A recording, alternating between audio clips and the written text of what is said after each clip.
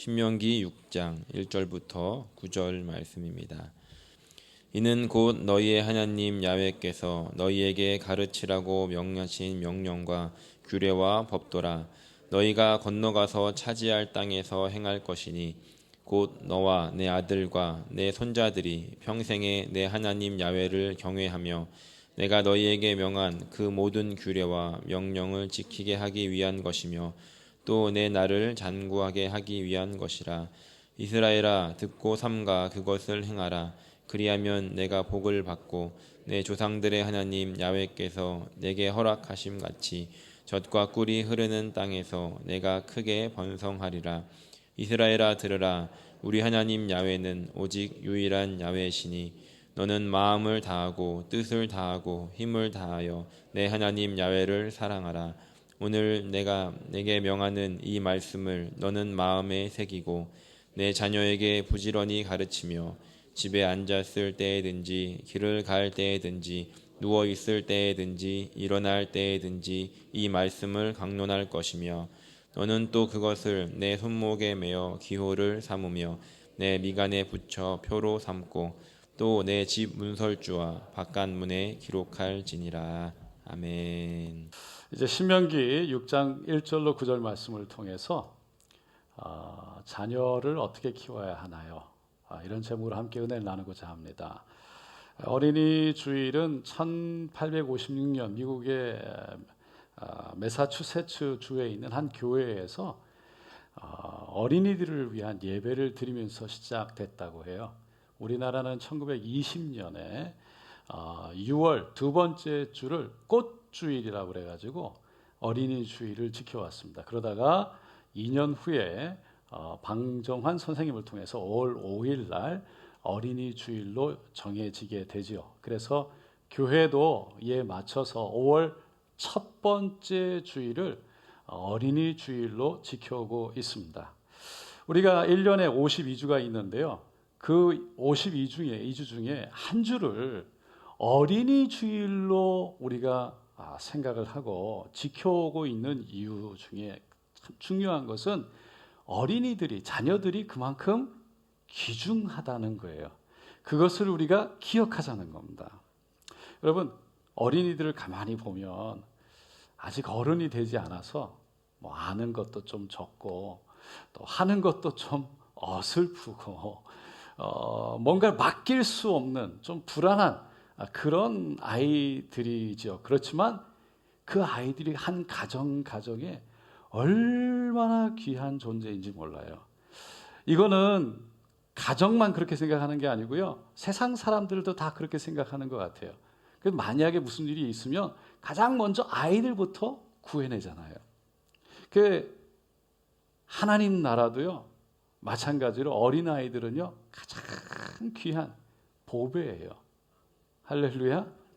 예수님이 마가복음 10장 14절로 15절에 보면 어린아이들이 내게 오는 것을 용납하고 금하지 말라. 하나님 나라가 이런 자의 것이니라. 내가 진실로 너에게 이르노니 누구든지 하나님 나라를 어린아이와 같이 받들지 않는 자는 결단코 그것에 들어가지 못하리라 하시고. 그러니까 예수님은요 실제로 어린아이들이 오는 것을 막지 않으셨어요. 그만큼 아이들을 사랑하셨어요. 뿐만 아니라 어른들에게 어린아이와 같이 순수하고 순전한 마음과 믿음, 그 하나님 나라를 받드는 그 믿음 없이는, 그런 마음 없이는 하나님 나라에 들어갈 수 없다라고까지 말씀하셨어요. 그 가만히 생각해 보면 우리 어린아이들이요 우리를 천국으로 인도하는 그런 선생님들인 거예요. 그러니까 우리가 천국에 들어가기 위해서 배워야 될 모델들이라는 거예요. 여러분, 이렇게 귀한 아이들을 바라보면서요, 부모들의 마음속에는 늘 생각하는 게 있어요. 그게 뭐냐면, 이 아이들을 어떻게 키워야 됩니까? 라는 것이죠.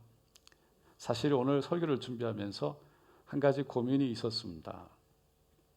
그거는 교회에는 자녀가 있는 가정도 있지만 그렇지 않은 가정들도 있기 때문이죠. 특별히 요즘에는 결혼도 많이 늦게 하고 결혼해도 자녀를 낳지 않는 가정들이 많이 있어요.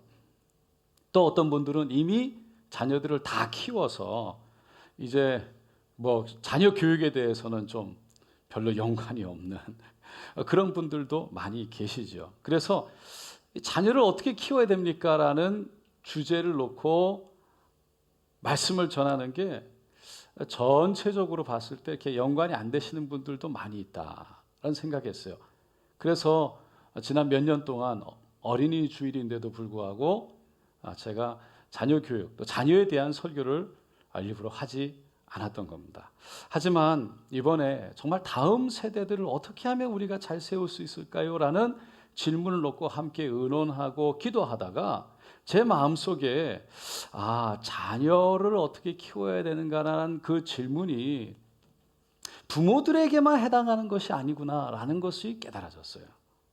그러니까 교회는요, 교회의 어른이라면, 부모 세대라면 누구나 다 같이 생각해 봐야 될 질문이라는 거예요. 왜냐하면 교회란 예수를 머리로 세우고 우리 모든 성도가 함께 가족으로, 공동체로, 믿음의 공동체로 살아가는 것이 교회이기 때문이에요.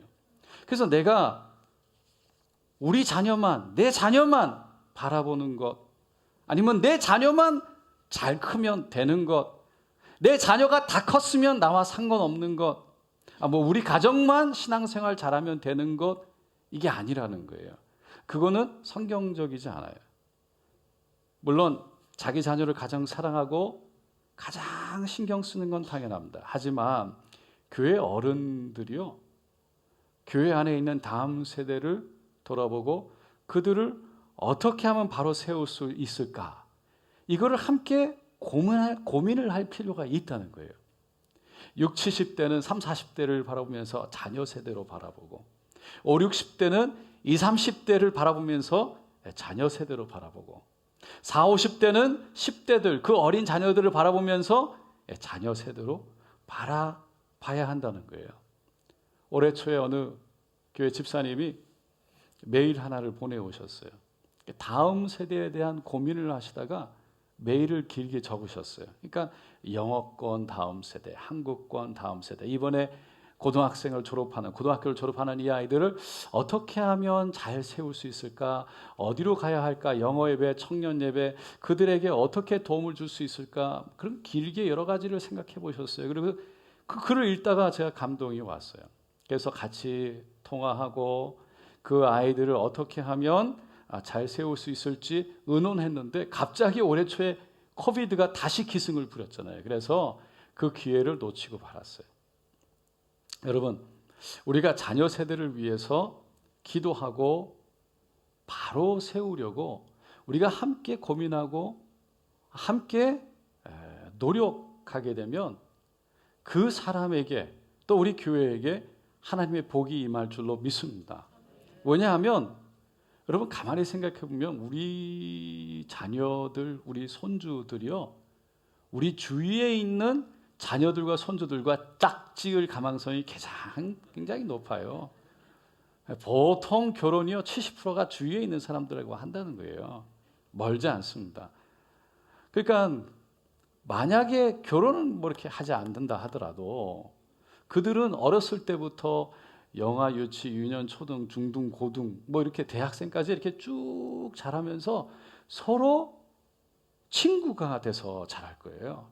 무엇보다 그들은 함께 성장하면서 도움을 주기도 하고 도움을 받는 그런 사람들이 될 거예요. 그들이요, 40대가 돼, 30대, 40대, 50대가 되면요, 그들의 신앙관에 따라서, 그들이 얼마나 잘 세워져 있느냐에 따라서 결국은 우리 교회의 전체 신앙의 흐름이 정해질 것입니다. 그러면 우리 자녀들이, 그렇게 자란 아이들이요, 결국은 그 영향력을 받고 자란다는 거예요. 살아가게 된다는 거예요. 더군다나 그 우리 자녀들의 친구들을 잘 섬긴 부모들은요, 결국은 우리 자녀들이 그 다른 아이들과 우리가 섬긴 자녀들과 잘 사이좋게 지나갈 거예요. 왜냐? 친구의 부모님으로부터 사랑을 받았으니까. 할렐루야. 우리가 초등학생 때 아이들 생일이 되면 일부러 친구들 다 불러와라. 뭐 해줍니까? 생일상을 탁 차려줘가지고 맛있게 먹어라. 그리고 애들을 돌봐주잖아요. 왜요? 그래서 우리 아들과 우리 딸과 싸우지 말고 잘 지내라. 그거잖아요. 잘 지내라. 내가 이렇게 해주니까 잘 지내라. 행복하게 지내라. 여러분, 그러니까 우리가 함께 더불어 살아가면서 그들을 자녀 세대로 보고 우리 자녀만이 아니고 그 아이들을 함께 섬기고 축복하는 일이요, 결국은 내가 복받는 일이고 우리 자녀들이 복받는 일이라는 거예요.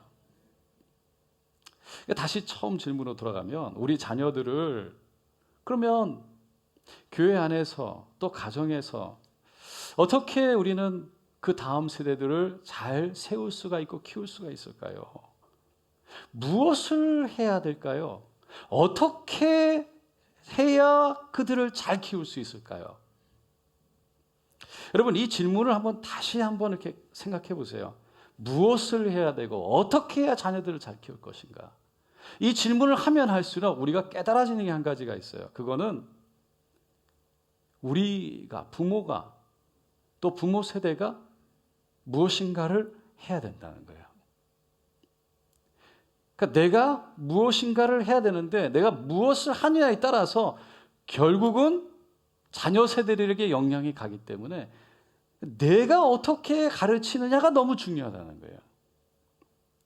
오늘 본문은 부모 세대들에게 자녀 세대들을 가르칠 때 세 가지를 가르쳐야 된다고 말씀하고 있어요. 첫째로 하나님 말씀을 가르쳐라 라고 말합니다. 1절 말씀을 보면 한번 다 같이 읽어볼게요. 이는 곧 너희의 하나님 야훼께서 너희에게 가르치라고 명하신 명령과 규례와 법도와 너희가 건너가서 차지할 땅에서 행할 것이니. 여기서 명령, 규례, 법도는요, 곧 하나님 말씀을 의미하는 거예요. 신명기는 출애굽을 한 이스라엘 백성들이요, 하나님 앞에 순종하지 못해서 결국은 40년이라는 세월을 광야에서 보내게 됐잖아요. 그래서 거기서 다 쓰러져 1세대가 죽고 이제 2세대들이 이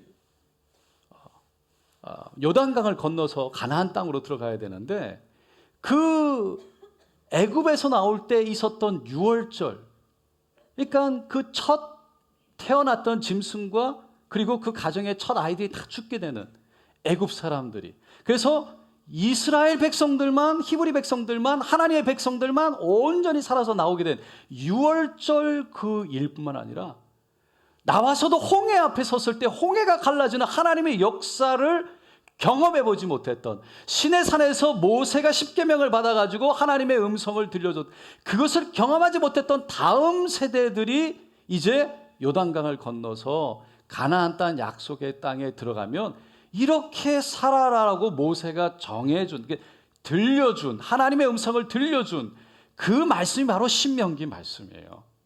그렇기 때문에 모세가 이 글을 기록할 때는요, 하나님 말씀에 순종하는 것이 곧 가나안 땅에 들어가서 복받는 길이다, 살아남을 수 있는, 살아갈 수 있는 길이다 라는 것을 알았던 거예요. 그래야 다시 자기들처럼 광야길로 들어가지 않고 그 광야에서 힘들게 떠돌다가 끝나지 않는다는 것을 모세는 너무나도 잘 알고 있었던 거예요. 두 번째로 하나님을 경외하는 것을 가르치라고 말합니다. 2절 말씀이에요. 다 같이 한번 읽어볼게요. 곧 너와 내 아들과 내 손자들이 평생에 내 하나님 야훼를 경외하며 내가 너희에게 명한 그 모든 규례와 명령을 지키게 하기 위한 것이며, 또 하나님을 경외하는 것이 내 나를 장구하게 한다. 이거는 오랫동안 행복하게, 그렇게 즐겁게 살아가게 된다라는 거예요. 시편 112편 1절로 3절에 보면 시편 기자가 이렇게 얘기했어요. 할렐루야, 야훼를 경외하며 그의 계명을 크게 즐거워하는 자는 복이 있도다. 그의 후손이 땅에서 강성하며 정직한 자들의 후손에게 복이 있으리로다.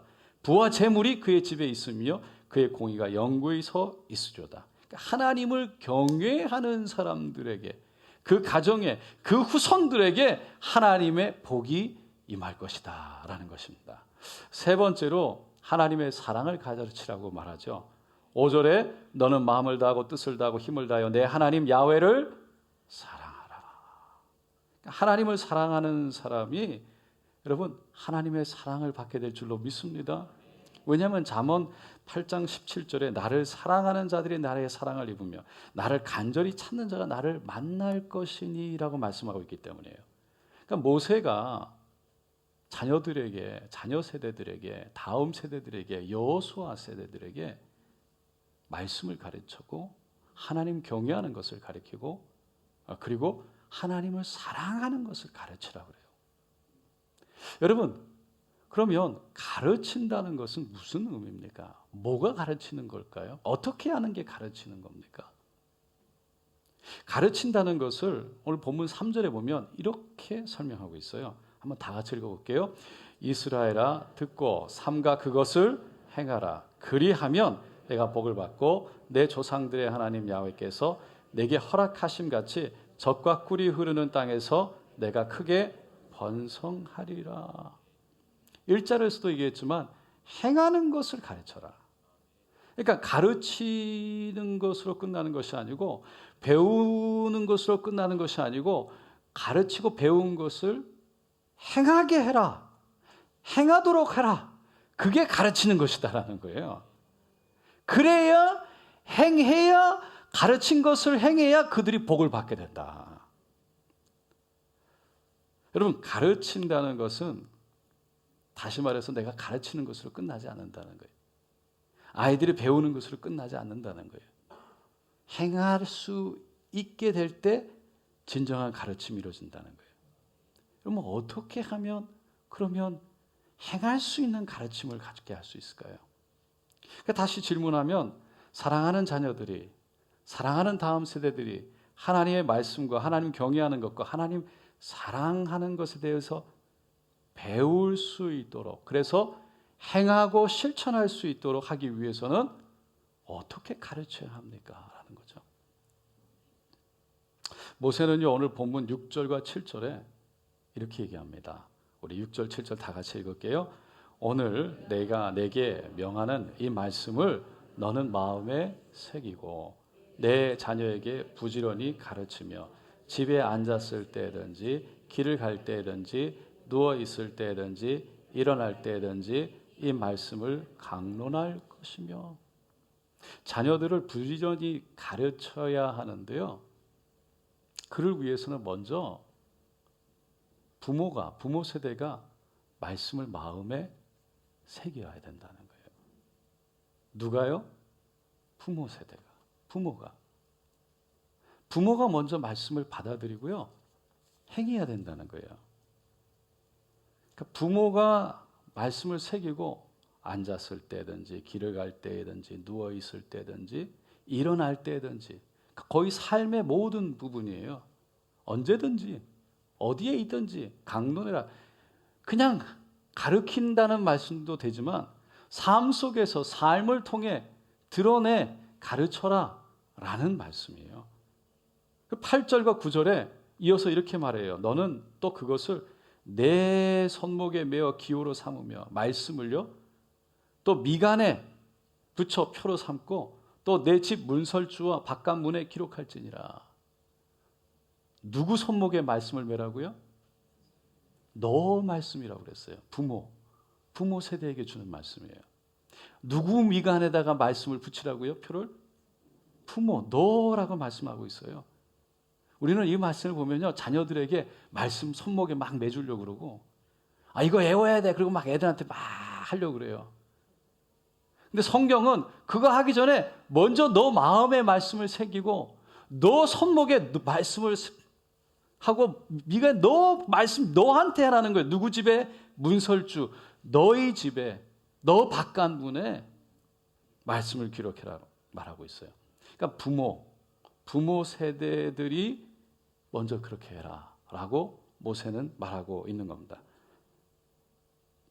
가이드라인이라는 국제적인 사역 단체를 인도했던 그 해롤드 셀러라는 분이요, 책을 썼는데 Train Up Child, 그래서 보람찬 자녀 교육이라고 한국말로 번역돼서 나온 책이 있어요. 거기에 부모가 해야 되는 노릇, 부모가 해야 하는 일에 대해서요, 이렇게 썼어요. 부모란 끝까지 아마추어로서 남아있는 것이다. 자동차를 운전하거나 라디오를 조정하거나 연탄공이 되거나 약을 지으려면 자격증을 얻어야만 한다. 그와 같은 기능을 수행할 수 있도록 어느 정도 훈련을 받았으면 전문가가 되었다는 표시이다. 그러나 부모가 되기 위해서는 아무런 전문적인 훈련이나 경험을 요구하고 있지 않다.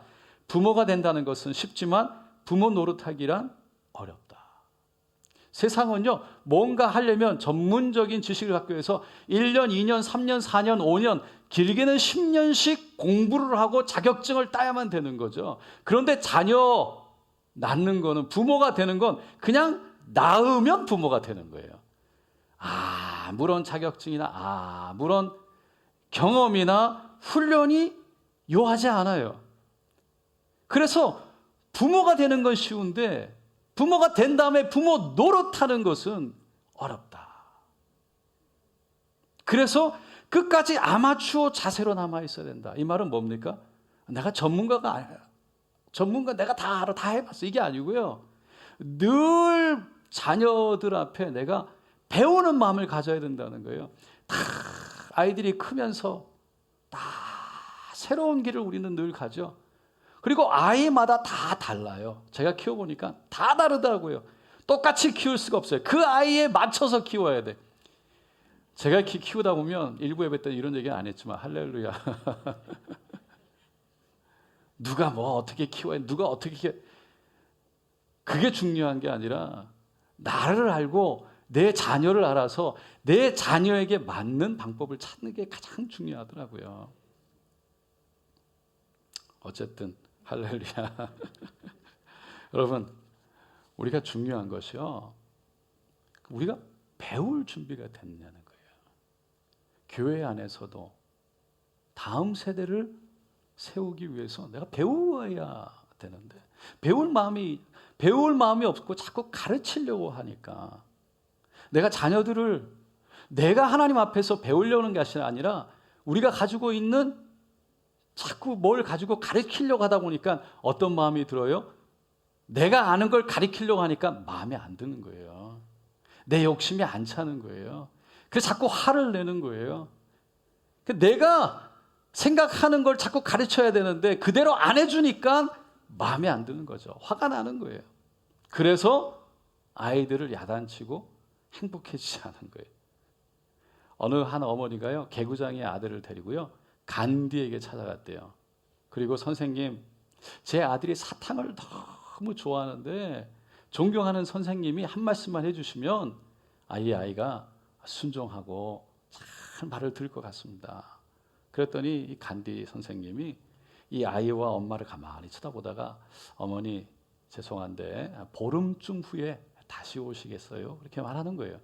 그래서 알았다고. 그래 갔다가 보름 후에 다시 애를 데리고 왔어요. 그랬더니 간디가 아이를 아주 사랑스러운 눈으로 보면서, 애야, 사탕은 몸에 해로운 거란다. 먹지 마라. 그러니까 아이가 끄떡끄떡 거리는 거예요.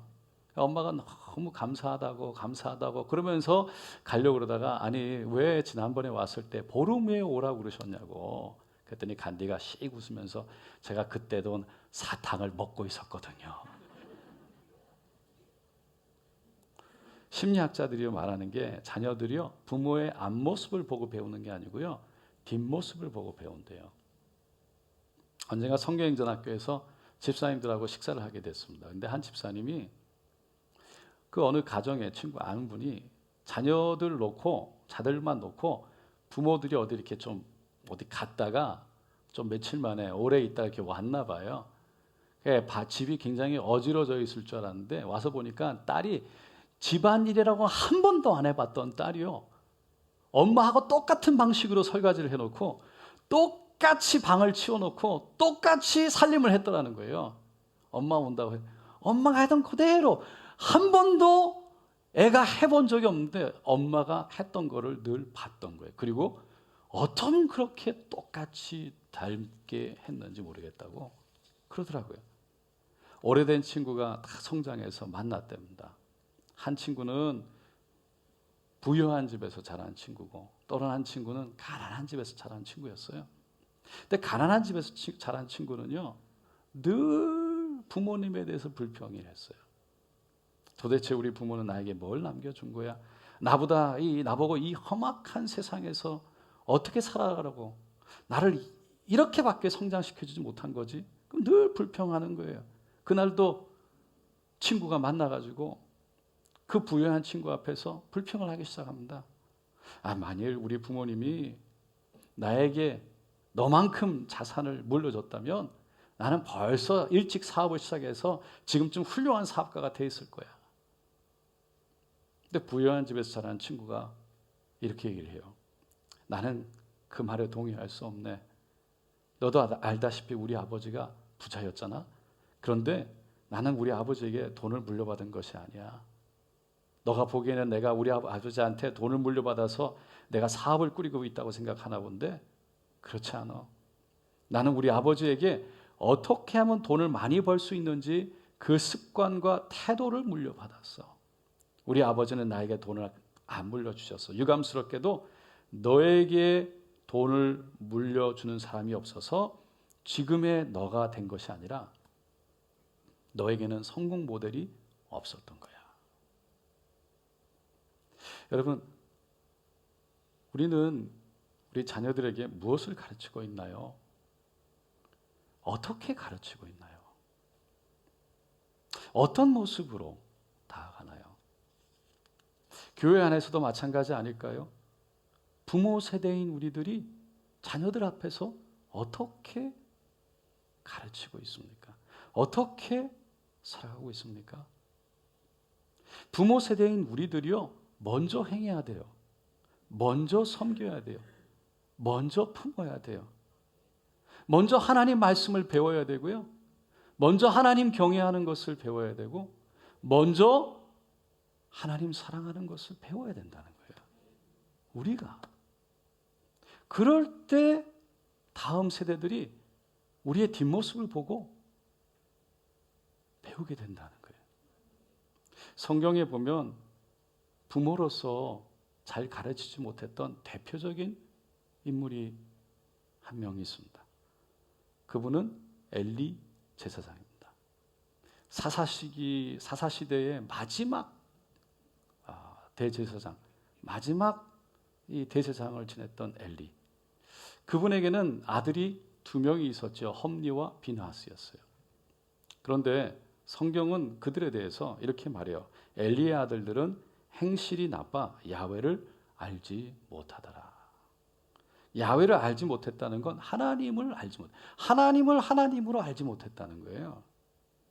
하나님으로 인정하지 못했다. 하나님을 두려워하지 않았다는 거죠. 그래서 그 밑에 나오는 17절에 보면 이 소년들의 죄가 야훼 앞에 심히 크면 그들이 야훼의 제사를 멸시함이었더라라는 것을 원어로 보면 나아츠라고 되어 있는데 거절했다, 업신여겼다, 경멸했다는 거예요. 그러니까 오늘날 예배로 볼 수 있는 하나님의 제사, 그 야훼의 제사를 업신여겼다는 거죠. 경멸했다, 우습게 생각했다는 거예요. 그래서 제사 드릴 때 그 제사를 하나님 앞에 고기를 이렇게 태워서 올려드려야 되는데 기름에 태우기도 전에 나가지고 그 싱싱한 고기 그냥 그거 태우기도 전에 그걸 달라고, 아니 이걸 태워서 하나님 앞에 올려드리고 마음껏 가지고 가라고. 사람들이 그래도요 와랑곳 하지 않고 그거 지금 주지 않으면 내가 힘으로 뺏어 갖고 가겠다고, 피채 하나님 먹지 말라고 하는데 그거 갖고 가겠다고 그런 거예요. 성막에서 일하는 여인들을 건드리기까지 했어요. 엘리 제사장, 그러나 아이들을 잘 가르치지 못했어요. 그래서 하나님이 엘리 제사장을 이렇게 책망합니다. 사무엘상 2장 29절에 너희는 어찌하여 내가 나의 처소에서 명한 나의 제물과 예물을 밟으며 내 아들들을 나보다 더 중히 여겨 내 백성 이스라엘에 드리는 가장 좋은 것으로 너희들을 살찌게 하느냐. 그러니까 하나님이 엘리 제사장에게 야, 자기 너희 아들들보다 하나님을 더 소중하게 여기냐? 그것을 통해서 그게 맞는 것이냐? 그러면서 하나님이 야단을 치신 거예요. 여러분, 우리도 우리를 돌아보면 우리 자녀들이 무엇과도 이 세상에 무엇과도 바꿀 수 없는 너무나 귀중한 존재잖아요. 너무 사랑하는 존재잖아요. 그러다 보니까 그 아이들에게 너무나 사랑하는 나머지 하나님 경외하는 것을 가르치지 않고 있지는 않는지.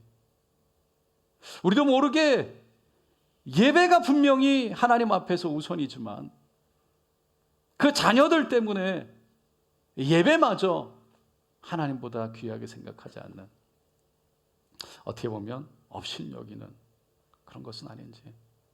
학교 공부나 학교 일이나 학원 가는 것은 너무 중요하고, 그런데 정말 그 영혼을 살리는 예배에 대해서는 우리는 어떻게 생각하는지 우리가 스스로 생각해 봐야 된다는 거예요. 오래전입니다. 10년이 넘은 것 같습니다. 어느 날 고 정우성 목사님 저를 부르시더니 파라마타에 있는 변호사 우리 성도님 중에 비자일로 좀 가서 도와주라고 하셨어요. 그래서 그분이 말레이시아 분인데 그분에게 찾아갔어요. 오랫동안 정우성 목사님을 돕고 아주 신앙이 좋은 분이에요. 그분을 만나서 대화하다가 본인의 하나님 말씀을 전하는 것을 이때까지 쭉 해오다가 이제 하나님 말씀 전하는 일에 전념하게 해서 2달 후면 자기가 은퇴를 한다는 겁니다. 나이가 이제 지금이 조금 드셨어요. 그 전부터 이미 말씀 전하는 일, 변호사 일 2가지를 같이 병행해 왔는데 변호사 일을 조금씩 줄여왔대요. 그러면서 그분이 하는 얘기가 그분의 아버지가 세계 선교에 큰 휙을 끊는 아주 훌륭한 분이라는 것을 말하셨어요. 그 15년 전쯤에 토요일 날 목사님 설교 준비하시 못 가시니까 제가 대신 그 아드님이, 그러니까 그 동생이 선교장으로 있는데 그 단체 그 여기서 행사를 하는데 사람들이 많이 모였더라고요. 거기에 제가 참석한 적이 있는데 그 형제가 셋인데 아들이 셋인데 그분이 하는 말이요, 자기가 큰 아들이래요. 그런데 아버지가 돌아가셨을 때 선교단체를 이끌어야 된다는 그 부담감이 싫어가지고 요리 빼고 저리 빼다가 자기는 변호사가 됐다는 거예요. 그때는 별로 신앙이 없었지만 시간이 점점 지날수록 아버지가 그렇게 생각이 나고, 그리고 기도하는데 그 마음속에 하늘의 아버지, 이 땅의 육신의 아버지를 따라가기로 했다고 그렇게 얘기를 하더라고요. 그러면서 하는 말이 자신이 하나님께로 돌아오게 됐던 것은 다름 아닌 바로 아버지의 기도였다. 그 얘기를 하더라고요. 제가 그 얘기를 들으면서 참 위로도 받고 참 그때 은혜를 받았어요. 여러분, 우리가 자녀들 생각하면 세상에 마음대로 안 되는 게 2가지가 있는데 하나는 자녀고 하나는 골프공이라고. 자녀들 마음대로 안 되죠. 그럼에도 불구하고 내가 하나님 앞에서 말씀 안에 있고 기도 안에 있고 내가 하나님 말씀을 배우기 위한 겸손함에 있다면 끊임없이 하나님을 향해서 믿음 가운데 나아갈 때 하나님은 우리를 통해서 우리 자녀들을 만져주실 줄로 믿습니다. 우리가 먼저 하나님 앞에 또 말씀 앞에 무릎 꿇고 순종할 때 우리 교회 안에, 우리 가정 안에 다음 세대, 여호수아 세대가 하나님께서 불같이 이루시게 될 줄로 믿습니다. 기도하겠습니다.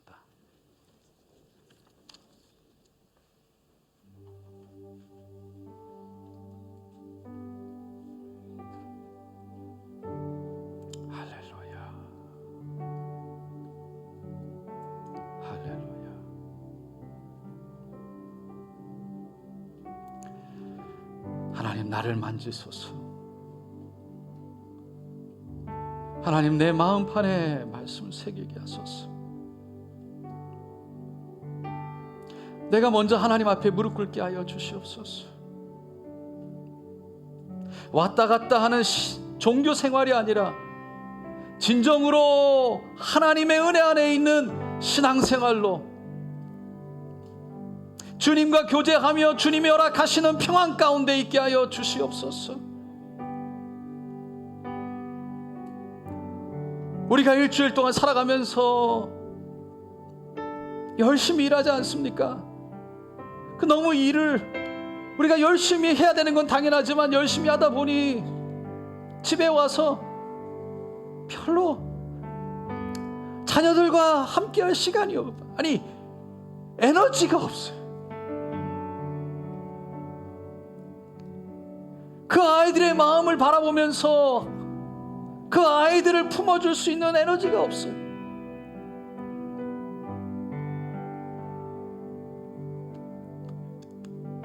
여러분, 오늘 우리가 함께 기도하기는 하나님 우리에게 지혜도 주시고 힘들고 어려운 가운데에서 살아가면서 정말 주님의 음성 들어오면서 내 마음에 평안이 있게 하여 주시고 내 안에 하나님 기쁨이 있게 하여 주시고 하나님과의 관계 속에 자유가 있게 하여 주셔서 그 신앙이 하나님 나를 통해 흘러 우리 가정에 기쁨과 자유와 평안이 가게 하여 주시옵소서. 우리 자녀들에게 하나님 나를 통해 진정한 그 하나님의 지혜, 하나님의 은혜, 하나님의 능력이 하나님 나눠지게 하여 주시옵소서. 나를 만져주시옵소서. 나를 변화시켜 주시옵소서.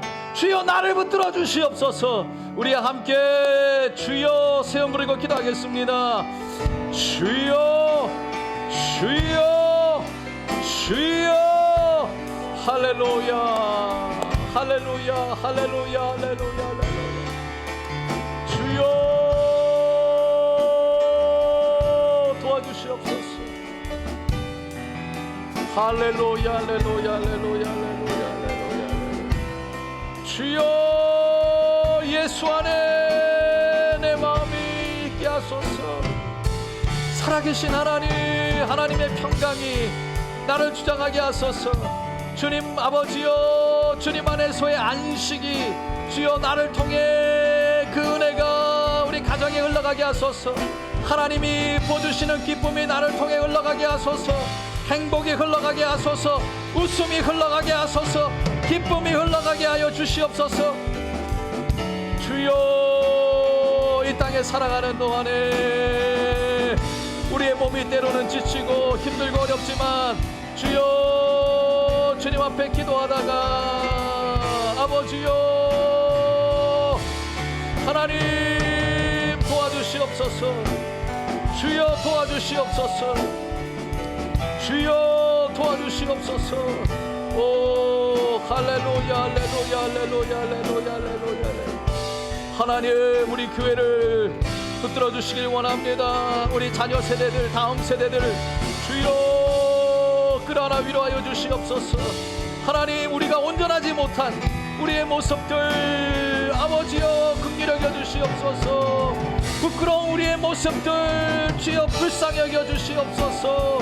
주여 그러면서도 늘 가르치려고 하고 그러면서도 늘 손가락질하고 그러면서도 마음에 들어하지 않고 화를 내고 하나님 그들을 향해서 우리가 하나님 앞에 무릎 꿇고 그들을 품어내지 못했던 우리의 모습들 아버지 욕심만 앞서고 하나님 우리의 모습들 긍휼히 여겨 주시옵소서. 긍휼히 여겨 주시옵소서. 주여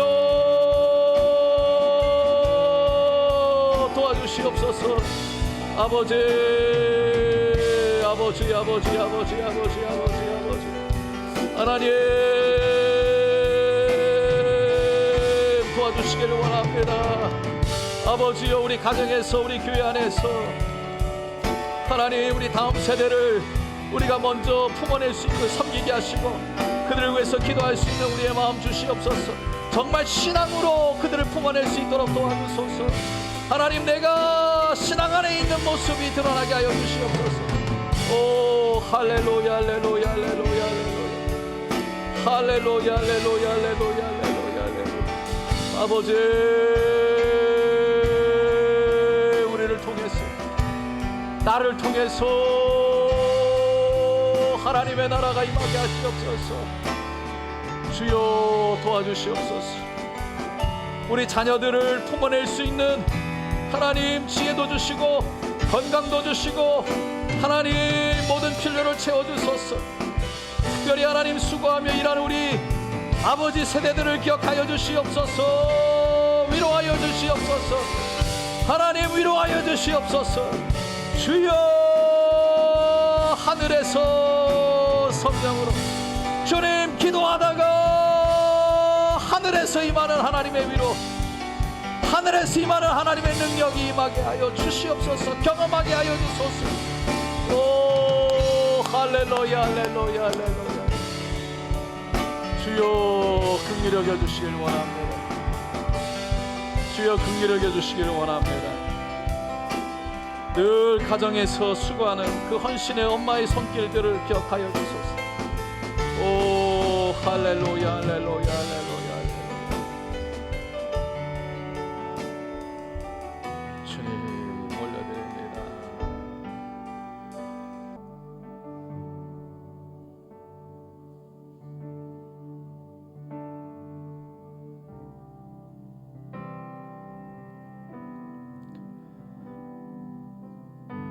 아기가 태어나면 무엇과도 바꿀 수 없는 기쁨이 있죠. 그 아이가 성장하기 시작할 때 너무 큰 기쁨이 있어. 그 자녀가 20살이 되고 30살이 되고 40살이 되고 50살이 돼도 여전히 사랑스러운 자녀지요. 무엇과 바꿀 수 있겠습니까? 그 자녀들을 위한 간절한 기도, 부모의 마음입니다. 누구나, 어느 부모나 자녀가 하나 있든 둘이든 셋이든 넷이든 다섯이든 상관없이 잘 크기를 원하죠.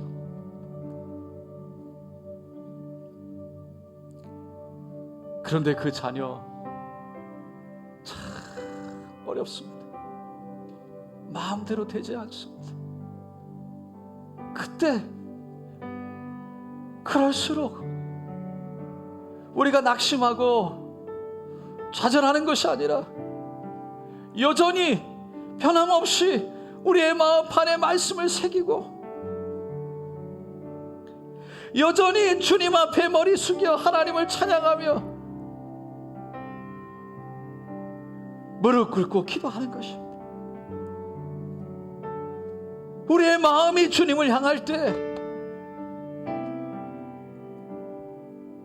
우리의 마음이 신앙이 아니라 그냥 종교가 아니라 신앙으로 세워질 때, 하나님과의 관계 속에 다시 한번 우리가 회복되어질 때,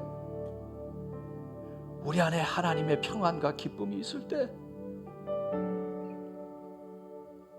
우리는 하지 못하지만 자녀들을 향한 기쁨과 행복과 사랑이 회복될 때, 성령의 하나님이 주시는 은혜가 회복될 때, 결국은 그 아이들이 회복될 줄로 믿습니다. 하나님, 내 마음을 만져주세요. 자녀들 변하지 않는다고 화내고 야단치기 전에 주님, 나를 좀 바꿔주세요. 주여, 우리 교회 안에서도 어른이라고 생각하는 우리들이 하나님 은혜 안에 들어갈 수 있게 도와주세요. 부끄러운 모습 때문에 우리 자녀 세대들이 마음 상하지 않도록 도와주세요. 주여, 도와주시옵소서.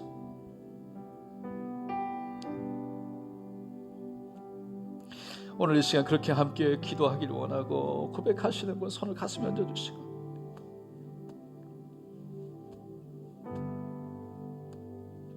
아픈 곳에 함께 손을 얹고 기도하겠습니다. 하나님,